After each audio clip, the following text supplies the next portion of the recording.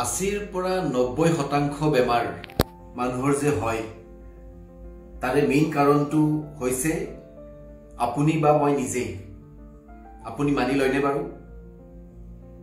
যদি আপুনি জানিব বিচাৰে ভিডিওটো হেকলৈকে চালে আপুনি গম পাব যে হয় হসাকে আমি নিজৰ বেমাৰৰ কাৰণে নিজেই ম্যাক্সিমাম কাৰণ হয়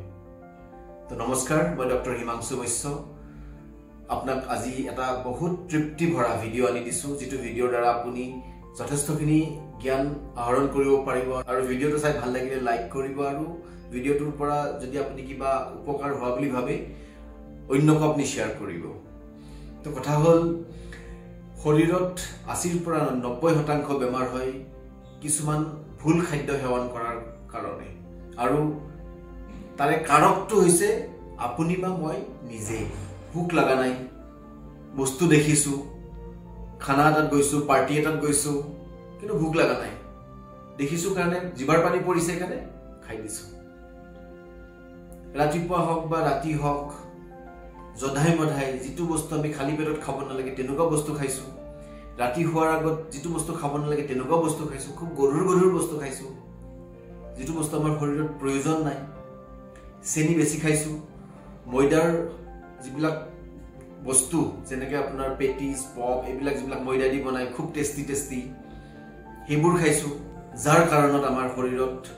যথেষ্টখিনি বেমাৰ হয় মই ইতিমধ্যে কৈছো 80 পৰা 90% বেমাৰ কিন্তু আমাৰ এই খোৱা খাদ্যৰ কাৰণেই হয় তো আমাৰ কথা হল যে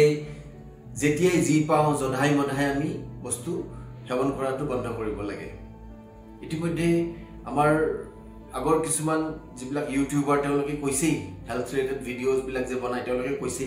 যে ইন্টাৰমিটেন্ট ফাস্টিং বিৰাট ইম্পৰ্টেন্ট আপুনি জধাই মধাই উল্টা পুল্টা নাখাই যদি মাজে মাজে আপুনি ফাস্টিং ৰাখে তেতিয়া আপোনাৰ শৰীৰটো আপুনি দেখিব যে আপোনাৰ শৰীৰটো লাইট ফিল কৰিব আৰু যিবিলাক আপুনি কাম কৰিবলৈ আগবাঢ়ি সেই কামবিলাক আপোনাৰ কৰাত সুবিধা হ'ব